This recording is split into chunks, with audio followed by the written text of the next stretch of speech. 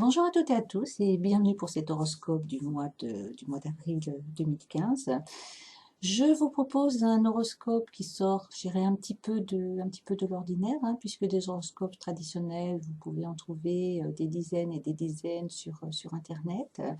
Donc là, autant apprendre à utiliser l'outil astrologique d'une manière, je dirais, un petit peu plus constructive, hein. Donc bien sûr qu'il est important de savoir de la manière dont vont pouvoir évoluer les événements, hein. L'horoscope vous apporte quelques réponses, hein, puisque ça reste quand même assez généraliste. Par contre, une étude approfondie d'une carte du ciel là, pourra vous éclairer davantage. Mais là, le but de cet horoscope mensuel, c'est de pouvoir vous obtenir des clés pour vraiment améliorer considérablement vos conditions d'existence. Alors, un horoscope traditionnel va relever les passages planétaires dans les signes, qui sera susceptible de provoquer tel ou tel type d'événement. Donc là, dans mes éphémérides, je constate premièrement que la planète Mercure, elle va donc traverser le signe du Bélier jusqu'au 13 avril, hein.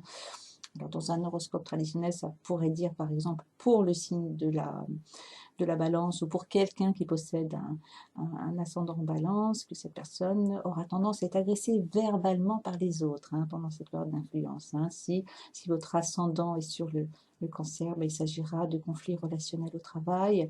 Si votre ascendant se positionne sur le signe du Capricorne, eh bien, il s'agira de conflits, mais cette fois-ci dans la sphère familiale. Alors, ce genre d'information, oui, bien sûr, peut être utile, hein, mais c'est ne pas tenir compte de la richesse d'un horoscope qui peut vous apporter beaucoup plus que cela. Alors avant d'entrer dans le vif du sujet, je voudrais simplement faire une petite parenthèse pour vous expliquer pourquoi est-ce que nous attirons à nous tel ou tel type d'événement. Alors ce qu'il faut garder à l'esprit, c'est que face à une situation, face à une interrogation, et nous en avons tous, à savoir comment va évoluer ma vie professionnelle ou comment va évoluer ma vie amoureuse, il y a de multiples possibilités, hein. Il n'y en a pas qu'une, il y en a des dizaines, il y en a même des centaines, il y en a même certainement beaucoup plus que cela, hein. Si on prend l'exemple d'une relation amoureuse, ben, les possibilités, elles sont multiples. C'est une relation qui, dans l'avenir, pourra se stabiliser. C'est une relation qui, dans l'avenir, pourra être très conflictuelle. C'est une relation qui, dans l'avenir, pourra être particulièrement instable. C'est une relation qui, dans l'avenir, pourra déboucher sur un mariage. Donc, tout ça, ce sont les multiples possibilités qui vont pouvoir se concrétiser dans l'avenir. Alors, parmi ces multiples possibilités, il y en aura qu'une seule qui va se concrétiser, qui va se manifester.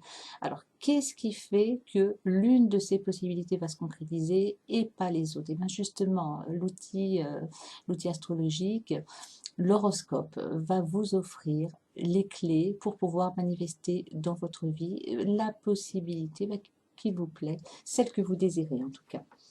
Alors, on va commencer par Mercure. Alors, Mercure, c'est la planète du mental, c'est la planète de l'intellect. Et comme je vous le disais tout à l'heure, elle va traverser le signe du Bélier jusqu'au 13 avril.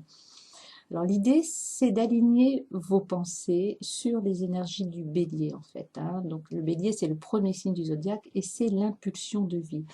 Il serait bon de vous autoriser à penser à tout ce que vous aimeriez faire et réaliser dans votre vie, hein. Le but, c'est de ne surtout pas vous censurer, bien évidemment, et de ne pas vous poser des questions en vous disant mais est-ce que ça va être possible, ou est-ce que je mets la barre trop haute, ou est-ce que j'en ai des possibilités. Non, non, le but, c'est de vraiment cultiver des pensées positives.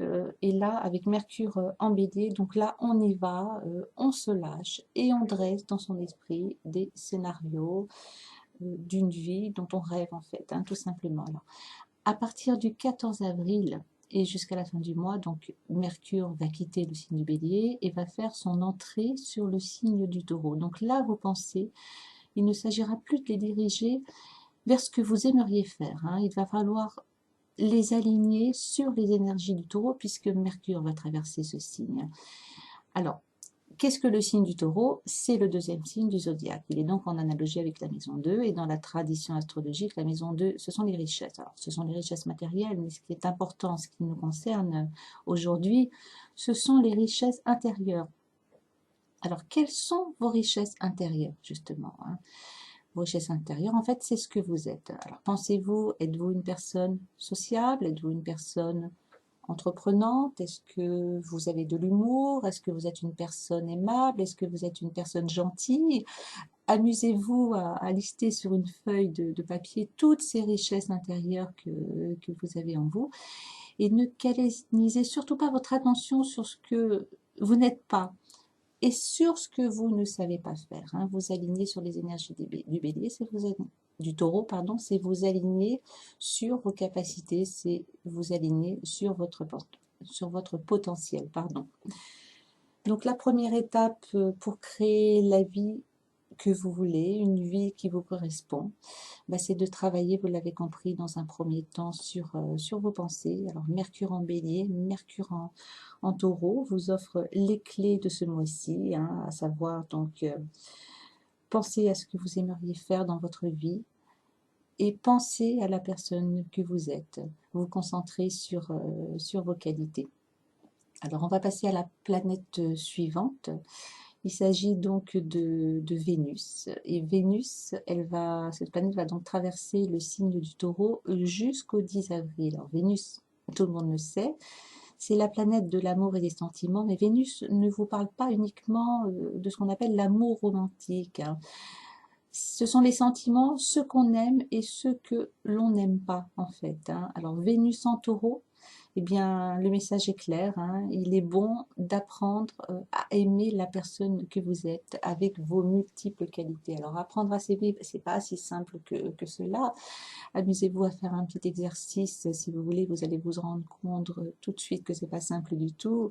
Mettez-vous face à une glace et dites-vous je m'aime ou je t'aime, ce que vous voulez. Vous allez vous rendre compte que vous allez ressentir un sentiment un petit peu de mal-être. Ça ne va pas vous mettre très très à l'aise en fait. Ça vous démontrera tout simplement que à des degrés divers, nous manquons quand même d'estime de soi, hein.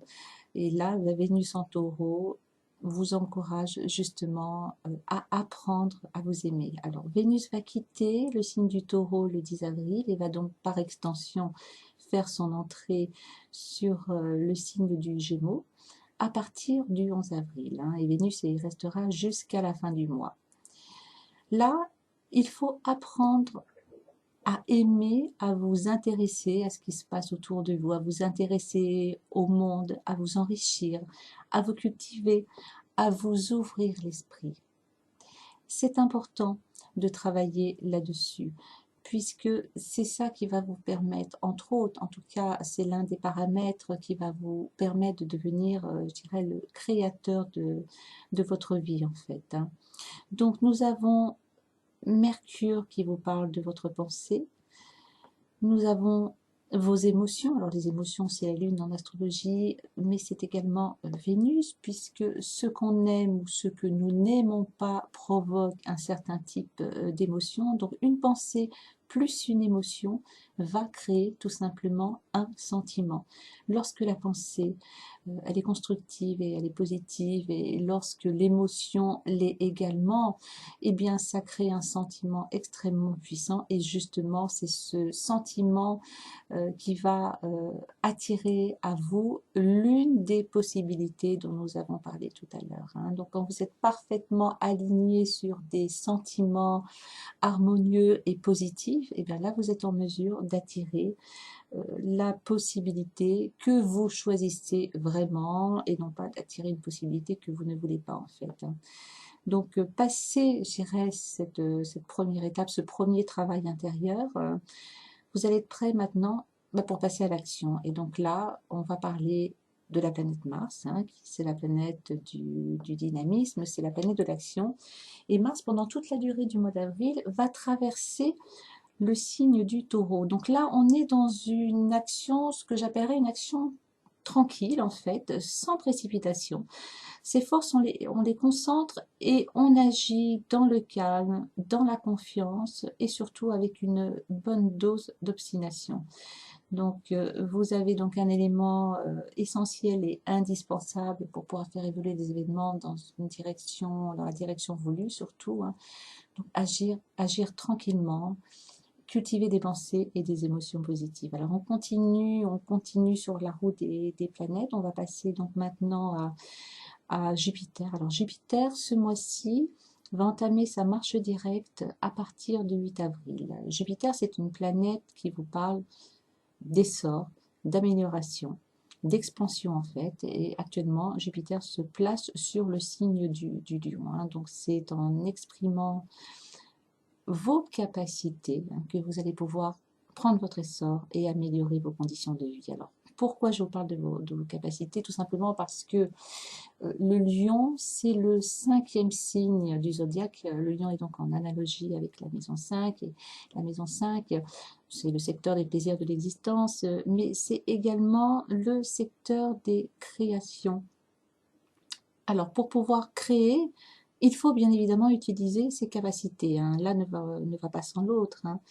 Donc, vous allez vous diriger vers une phase, je dirais, d'expansion jupitérienne, une phase d'essor en cultivant la confiance en vous, hein, puisque le lion, c'est un signe de confiance et c'est un signe qui rayonne, et en ne laissant surtout pas dormir toutes ces qualités que vous avez. Hein. Ça peut être toutes sortes de qualités, un savoir-faire bien spécifique, ça peut être des qualités morales, ça peut être des qualités sociables, peu importe, en tout cas, exprimez-les, c'est important.